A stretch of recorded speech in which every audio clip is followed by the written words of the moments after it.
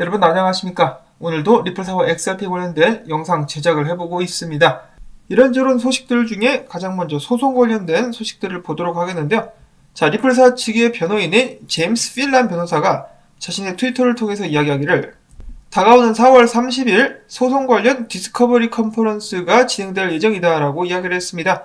디스커버리 컨퍼런스는 말 그대로 소송 당사자들이 재판에서 제시할 증거에 대한 정보를 교환하는 공식 프로세스라고 볼 수가 있겠는데요. 이번 컨퍼런스에서 얼마 전에 크게 논란이 되었었던 SEC가 리플사와의 소송에 필요한 관련 문서를 외국 규제 당국으로부터 입수하려는 접촉 시도에 대한 논의가 오고 갈 예정이라고 합니다. 자, 과연 살아내본 판사는 어떤 결정을 내리게 될 것인가? 제임스 필란 변호사 같은 경우는 법원이 SEC가 리플사에 대한 정보를 얻기 위한 외국 규제 당국과의 접촉 시도를 금지할 가능성이 크다. 즉 리플사에게 다시 한번 손을 들어줄 가능성이 높다라고 보고 있었습니다. 그러면서 그는 오늘 추가적인 트윗을 통해서 이야기를 해주기를 또한 얼마 전에 법원이 SEC에 대해서 비트코인과 이더리움 등 SEC에서 다른 암호화폐들에 대해서 회의한 내용들을 제공할 것을 명령을 했죠. 그러니까 리플사의 요청을 들어주었다라고 볼 수가 있겠는데 근데 SEC가 여기서 또 잔머리를 굴리고 있다라고 합니다. 이 SEC 같은 경우는 리플사가 선정한 19개의 커스터디언들, 그러니까 여기서는 암호화폐 관련된 업체들이라고 볼 수가 있겠는데 이 업체들과 회의한 내용들을 전부 다 공개를 해야 되는데 SEC 같은 경우는 회의한 내용 중에 외부 문건들만 공개를 하고 내부에서 어떤 얘기가 오고 갔는지는 감추려고 하는 그런 조치를 지금 현재 찾아보고 있다라고 하네요. 그러니까 한마디로 대외적으로 이야기가 된 것만 공개를 하고 내부에서 어떤 과정을 통해서 이 비트코인과 이더리움에 대한 이야기가 오고 갔는지 XRP에 대한 내용들에는 어떤 발언들이 오고 갔는지를 전부 다 비밀로 하겠다라고 꼼수를 부리겠다라는 것이죠. 딱 봐도 뭔가를 감추려고 한다라는 느낌을 지울 수가 없습니다. 사람들의 반응들 역시 똑같았는데요. SEC가 겁을 먹었다, 뭔가 중요한 것을 숨기고 있다 등등의 반응들이 나왔었습니다. 지금 리플사가 가장 바라는 것은 내부에서 어떤 얘기가 오고 갔으며 어떠한 과정을 통해서 비트코인과 이더리움은 증권이 아니다라고 그들이 결정을 내렸는지를 알아보는 것인데 이런 식으로 내부 문건은 공개를 하지 않겠다라고 이야기를 해버리면은 결국 리플사가 원하는 것은 주지 않겠다라고 이야기를 하는 것과 다름이 없기 때문에 과연 살아내본 판사가 이 부분에 대해서도 어느 정도 언급을 하게 될 것인지 다가오는 디스커버리 컨퍼런스를 한번 또 기대를 해보도록 하겠습니다. 그리고 계속해서 이어지는 필란 변호사의 트윗. XRP 커뮤니티 멤버들은 이 소송에서 중대한 영향을 끼치고 있다. 여러분들의 목소리가 전해지고 있다. 법원에서 진행되는 공청회는 온라인으로 진행되기는 하나 참여할 수 있는 사람들의 숫자가 한정이 되어 있는데 이 참여할 수 있는 사람들의 숫자를 500명에서 4,000명까지 법원에서 늘리기로 결정을 했다라고 합니다. 그러면서도 그는 한 가지 당부할 말을 전해주는데요. 그렇지만은 이 참여하는 사람들은 꼭 지켜야 할 것들은 지켜라. 예를 들어 판사에게 전화를 한다거나 직접적으로 연락을 하려고 하거나 혹은 이 컨퍼런스를 녹화해가지고 올린다거나 그러지 말라. SEC처럼 법규를 어기는 사람들이 되지 마라라고 이야기를 하고 있습니다. 그 다음으로 이어서는 존 이 디튼 변호사의 트윗 잠깐 보도록 하겠는데요.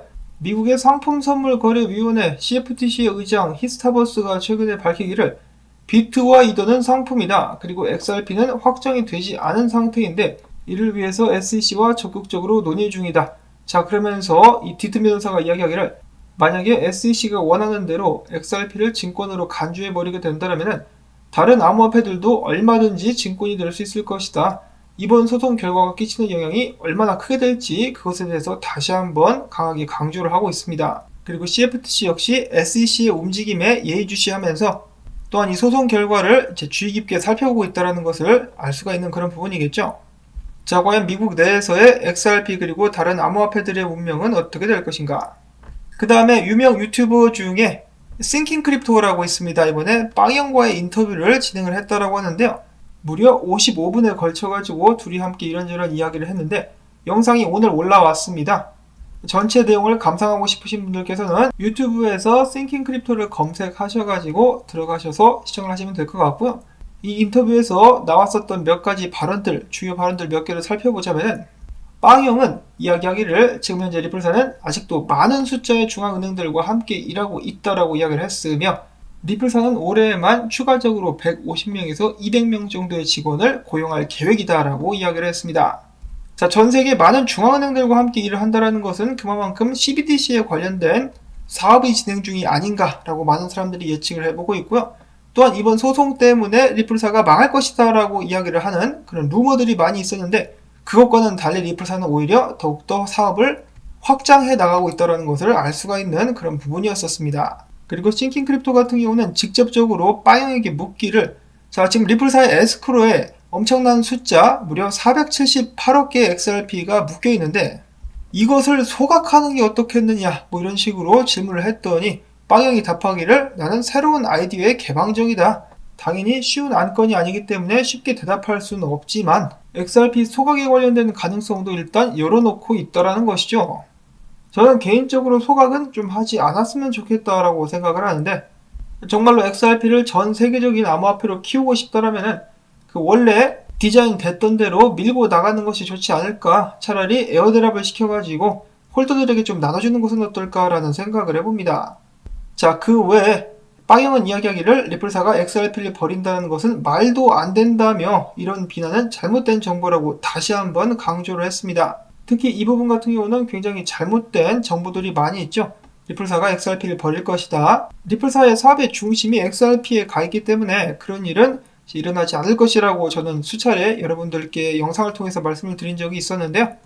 다만 빵영이 이야기하기를 전에 미국에서 만약에 리플사가 패소를 하게 된다, 소송이 패소를 하게 되면은 미국 내에서 XRP를 활용할 수가 없기 때문에 미국 내에서 만약에 고객들이 암호화폐를 활용한 사업을 원한다면은 리플사는 고객들을 위해서 스테이블 코인이라든지 미국 내에서만 다른 암호화폐를 사용할 용의가 있다라고 이야기를 하기도 했었습니다. 근데 그것 역시 이제 열린 마음으로 이야기를 한 부분 중에 하나였었고, 확실하게 답을 하는 것은 아니었었죠. 그리고 또한 빵영은 추가적으로 인터뷰에서 나는 음모론자는 아니지만은 그럼에도 불구하고 제이 클레이튼 그리고 빌 힌먼, 그들이 이더리움에 관련된 결정 후에 내린 다른 암호화폐들에 관련된 결정은 훌륭해 보이지 않는다. 그리고 그들이 이더리움 기업연합으로부터 뒤에서 돈을 받아 처먹은 것도 사실 별로 좋아 보이지는 않는다라고 이야기를 하기도 했었습니다.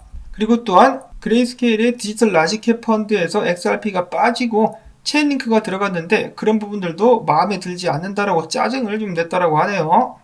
자, 아무튼 그런 소식들이 나왔었고, 그리고 넘어가기 전에 어제 영상에서 제가 얼스트 영을 얼네스트 영이라고 했다고 잘못 발음했다라고, 잘못 이야기했다라고 지적이 또 들어왔었는데, 그 부분 제가 잘못 보고 잘못 발음을 한 것이 맞습니다. 제가 그런 실수들을 종종 합니다. 이 기사들도 많이 보고 트윗들도 많이 보다 보기 때문에 제가 성격이 꼼꼼하지 않아가지고 그럴 수도 있으니까 그냥 그런가 보다 하시면 되겠습니다. 나에게는 정말 그런 작은 부분들이 너무 중요하다고 생각하시는 분들께서는 뭐 어쩔 수 없죠. 자, 그 다음에 XRP 가격이 상승하게 되면서 XRP에 대한 기관 투자도 급증하게 되었다고 합니다. 무려 한 주 만에 운용자산 3,300만 달러가 추가가 됐다고 하는데요.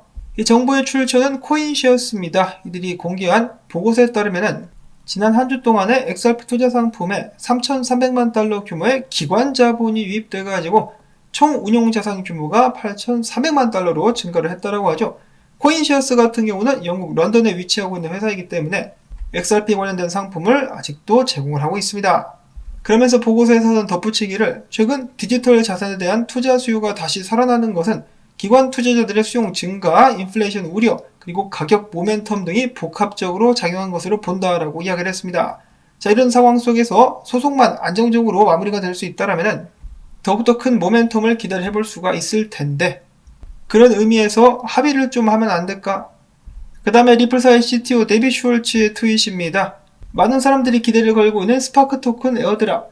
자, 그런데 미국 거주 시민들 같은 경우는 에어드랍에 관련해가지고 세금을 내야죠. 근데 문제는 에어드랍을 받아가지고 들고만 있어도, 팔지 않고 들고만 있어도 에어드랍이 진행된 시점에서 세금이 부과가 되기 때문에 만약에 스파크 토큰 에어드랍 가격이 훅 떨어져 버리면은 이 세금 부담이 커질 수밖에 없겠죠. 만약에 비트코인 이번에 떨어지듯이 떨어져 버리면은 세금 때문에 골치가 아파질 수가 있기 때문에 에어드랍을 받자마자 파는 사람들의 숫자가 늘어나게 될 수도 있다는 것입니다. 그러면은 스파크 토큰의 가격 변동성이 우려가 될 수 있기 때문에 플레어 네트워크는 이러한 인위적인 매도 압력을 줄이기 위해서 가능한 빨리 스파크 토큰 에어드랍을 완료해야 된다라고 덧붙였습니다. 그 다음으로는 정말 오랜만에 코일 관련된 업데이트가 있는데요. 영국 브리스톨에 기반을 두고 있는 음악 스트리밍 사이트인 오디오타키가 코일을 활용함으로써 음악가들에게 공평하고 직접적인 지불을 할 것, 즉 코일을 도입하겠다라고 밝혔습니다. 그리고 또한 코일 같은 경우는 이번에 삼성 인터넷에 삼성 브라우저에서 활용이 될 수 있는 애드온을 이번에 또 개발을 했다라고 하네요. 그래서 애드온을 설치한 후에 코일을 통해서 삼성 브라우저 유저들은 본인들이 좋아하는 창작자들, 개발자, 퍼블리셔들에게 실시간으로 마이크로 페이먼트를 통해서 그들을 지원할 수 있을 것이라고 이야기를 했습니다. 아직까지는 시작 단계에 불과한 그런 상황이라고 볼 수가 있겠지만 만약에 XRP 생태계가 정말 더 커지게 된다면 나중에는 코일의 중요성이 또 크게 부각이 되지 않을까라는 기대를 한번 가져보기도 하는데요. 리플사의 사업 확장과 함께 코일 역시 계속해서 성장해 나가고 XRP 생태계도 늘어날 수 있기를 바라보면서 오늘 영상은 여기서 또 마무리를 짓도록 하겠습니다.